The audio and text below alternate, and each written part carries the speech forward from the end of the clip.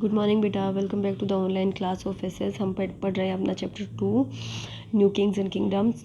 Chapter है हमारा new Kings और किंगडम्स के बारे में। कल हम प्रशस्तीज के बारे में पढ़ रहे थे। आज हम पढ़ेंगे गजनवी और गौरी के भारत पे अटैक्स के बारे में। 10वीं शताब्दी में अफगानिस्तान की गजनी में एक नए साम्राज्य का उदय हुआ। इसका सबसे बेहतरीन राजा था मोहम्मद गजनवी, जिसने 1000 से लेकर 1027 के बीच में भारत पर 17 बार अटैक किया। उसने नागरकोट, जहानेश्वर, मथुरा और कन्नौज जैसे रिच शहरों पर उसने बार बार अटैक किया। गुजरात के सोमनाथ मंदिर को उसने लूटा और यहाँ से बहुत सारी वो धन दौलत लूट कर ले गया। पंजाब और मुल्तान को भी उसने ऑक्यूपाई कर लिया या अपने अधीन कर लिया। उसके इन्वेजन्स के कारण जो भारतीय राजा थे वीक हो गए या फिर कमज़ोर हो गए। महमूद ने ये जो धन भारत से लूट कर ले गया था उससे गजनी को बहुत सुंदर शहर कर दिया। उसकी सुंदरता बढ़ाने में इसका इस्तेमाल किया। अलबरूनी एक महान पर्शियन विद्वान थे जिन्होंने भारत पर एक किताब लिखी जिसको किताब उल हिंद या फिर तहकीक हिंद कहा जाता है। उसमें बताया कि जो गजनवी था उसने भारतीय अभियानों से या फिर एक्सपेंडिशन से बहुत सारा धन लूटा और उसको किस तरह इस्तेमाल किया। ये जो बुक है उस समय के भारत के बारे में हमें काफ़ी जानकारी देती है। अगला जो युद्ध भारत पे हमले हुए थे वो थे तर्किश किंग के द्वारा, जो था शहाबुद्दीन मोहम्मद गोरी 1175 में। 1192 में तराइन के दूसरे युद्ध में उसने पृथ्वीराज चौहान को हरा दिया और भारत में सल्तनत साम्राज्य की स्थापना की। महमूद गजनी का काम क्या था? टू प्लंडर, लूटने का काम था। मतलब वो केवल लूटना चाहता था और धन लेना चाहता था। लेकिन गोरी, जो मोहम्मद गोरी था, वो भारत में अपना साम्राज्य स्थापित करना चाहता था। अब एक केस स्टडी है बेटा चोलास के बारे में। तो चोल है वो 9वीं शताब्दी में विजाला के अधीन शासन में आए। उन्होंने तंजौर पर पल्लवों को हराते हुए अपने शासन की स्थापना की। जो मुख्य चोल रूलर थे, देखो, राजा राजवन, जिनको मुमद्दी, चोल देवा और चोल मार्तंडा के नाम से जाना जाता है। सब्जुगेटेड मतलब जिसने चेरों को हरा दिया। He overran the eastern Chalukyan kingdom of Vengi. Vengi जो कलिंगा का एक पुराना नाम था, उसके जो चालुक्य राजा थे उस पर अपना अधिकार कर लिया। इसके अलावा लक्षद्वीप और मालदीव के जो द्वीप समूह थे उनको भी अपने अधीन ले लिया। राजेंद्र वन ने 11वीं शताब्दी के मध्य तक चोल साम्राज्य को भारत का सबसे शक्तिशाली राज्य बना दिया। उसने उत्तर भारत की तरफ भी सैन्य अभियान चलाए। उसने गंगा नदी को पार करते हुए वहाँ के 2 राजाओं को हराया और अपनी इस जीत को मार्क करने के लिए, दर्शाने के लिए उसने गंगई कोंडा की उपाधि ली, जिसका मतलब होता है गंगा को जीतने वाला। उसने लगभग पूरे श्रीलंका पर अपना अधिकार कर लिया और पांड्याज, पाल और जो मलय पेनिसुला है उस पर भी अपना अधिकार कर लिया। मलय पेनिसुला है एशिया का साउदर्न मोस्ट पॉइंट। ठीक है बेटा। आर्ट एंड आर्किटेक्चर, कला और भवन निर्माण कला। जो चोल थे वो कला और भवन निर्माण कला के महान संरक्षक थे। उन्होंने इस फील्ड में, इन दोनों फील्ड में बहुत ही महान योगदान दिया है। तंजौर और गंगईकोंडा चोलापुरम के जो सुंदर शहर हैं वो इस समय के जो राइटर्स थे उनके द्वारा इनकी काफ़ी प्रशंसा की गई है। जो चोल्स थे वो टेम्पल बिल्डर्स थे, मंदिर बनवाने वाले थे। उन्होंने बृहदेश्वर टेम्पल बनवाया तंजौर में 11वीं सेंचुरी एडी में, और ये बनवाया था राजा राजवन ने, और भगवान शिव को इन्होंने डेडिकेट कर दिया, समर्पित कर दिया। ज़्यादातर जो मंदिर थे वो द्रविडियन स्टाइल ऑफ आर्किटेक्चर से बने हुए थे। जो चोलास थे उन्होंने देवी और देवताओं की पत्थरों से और मेटल से, स्पेशली ब्रोंज से मूर्तियां बनवाई। उनकी जो इस समय की जो नटराज की मूर्ति है जो ये दिखा रखी है, ये इस समय की जानी मानी मूर्ति है। देखो, इम्पॉर्टेंस ऑफ टेम्पल्स, मंदिरों का क्या महत्व था। जो टेम्पल थे न केवल पूजा के स्थल थे, यहाँ पर बहुत सारे टेम्पल का जो आंगन होता था, कॉम्प्लेक्स होता था, उसमें बहुत सारी क्रियाएँ या एक्टिविटीज़ होती थी। जो प्रिस्ट थे, पुजारी थे, वो यहाँ पे संस्कृत पढ़ाते थे।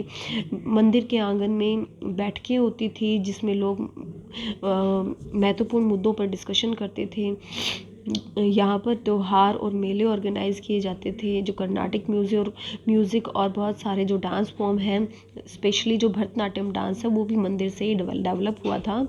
जो टेम्पल हैं वो कैसे बनाए जाते थे? टेम्पल बनाने के लिए धन पैसे कौन देता था? या तो राजा देता था या फिर अमीर लोग देते थे, और यहाँ पर बहुत सारे लोगों को रोज़गार भी मिलता था। अब देखिए बेटा, प्रशासन, जो चोल राजा थे वो क्या करते थे? देखो, वो प्रशासन का मुखिया होता था और बहुत सारे मंत्रियों की मदद से प्रशासन चलाता था। जो चोल आर्मी थी उसमें कैवेलरी, इन्फेंट्री, एलिफेंट्स और नेवी, उसमें घुड़सेना, पैदल सेना, हाथी और जल सेना भी शामिल थी। जो चोल साम्राज्य था वो प्रांत, जिनको मंडलम, डिस्ट्रिक्ट जिनको वलनाडु कहा जाता था, उनमें बटा हुआ था। हर एक वलनाडु में बहुत सारे गांव होते थे। जो बड़े टाउन्स थे उनके लिए अलग यूनिट होती थी जिनको तन्यूर कहा जाता था। ठीक है, मतलब बड़े बड़े टाउन्स को तन्यूर कहा जाता था। लोग स्थानीय स्व सरकार का जो भी प्रणाली थी वो पूरी तरह विकसित थी। यहाँ पर एडमिनिस्ट्रेटिव जो प्रशासन का कार्य था वो गांव की सभाओं के द्वारा की मदद से चलाया जाता था। 3 सभाएं थी, उर सभा और नगराम। उर कॉमन असेंबली थी, साधारण सभा थी, जनसभा थी। सभा में पढ़े लिखे लोग होते थे और नगराम में केवल व्यापारी और जो व्यवसायी, व्यापारी और कलाकार लोग शामिल होते थे। Details of functioning of village assemblies. जो चोल राजा कर्नाटका ने टेम्पल बनवाया था उत्तरा मेरूर में, उसमें इंस्क्रिप्शन है जिसमें हमें गांव की सभाओं के कार्य का पता चलता है। ठीक है, ये जो इंस्क्रिप्शन है इसमें हमें ये बताया गया है कि चोरी और फर्गरी या जालसाजी के लिए बहुत कठिन सज़ा दी जाती थी। इकोनॉमिक कंडीशन कैसी थी? जो चोल थे वो यहाँ पर कृषि का विकास और फैलाव काफ़ी उसमें जो राजा थे काफ़ी मदद करते थे किसानों की। सूखा और जो बंजर ज़मीन था उसको सिंचाई की सुविधाएं लाकर कृषि योग्य भूमि में बदला जाता था। कृषि के लिए कृषि की सिंचाई पे ज़्यादा ध्यान दिया जाता था। कुएं, टैंक, डैम और जो आर्टिफिशियल लेक हैं वो बनवाई जाती थी ताकि पर्याप्त मात्रा में जो उत्पादन है वो हो। इसके अलावा एक डैम बनवाया गया था कावेरी नदी पर, जिसके कारण तंजावुर में उत्पादन बढ़ा। जो लैंड सर्वे थे वो भी करवाए जाते थे ताकि ये पता चले कि ज़मीन कितनी उपजाऊ है। जो गांव की कम्युनिटी थी उनके पास लैंड होते थे, एम्बैंकमेंट्स या तटबंध बनाए जाते थे ताकि जो फ्लडिंग ना हो। मींस तटबंध क्या होता है?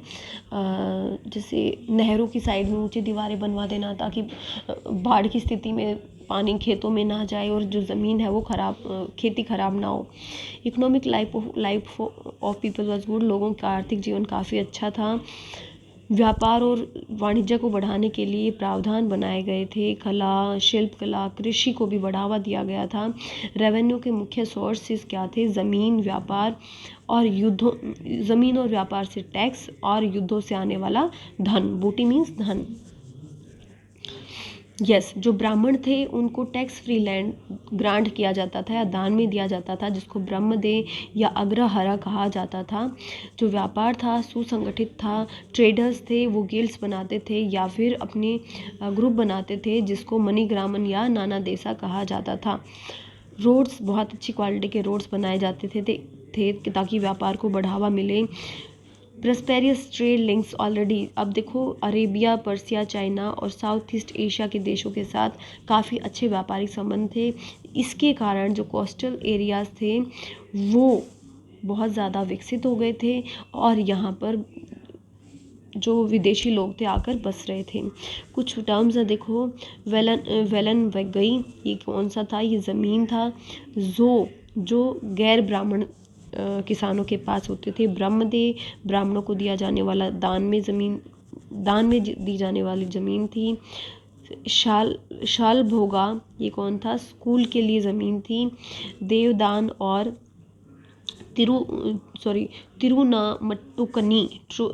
तिरुनामट्टुकनी ये मंदिरों के लिए ज़मीन थी। पल्ली छन्नदम, ये था जैन जो इंस्टीट्यूशन थे, संस्थान, उनके लिए दी जाने वाली ज़मीन थी। बेटा चैप्टर यहीं तक कंप्लीट हो गया है आपका। इसको पढ़ें, डाउट्स है तो डाउट सेशन में क्लियर करें। बेटा keep studying and have a nice day.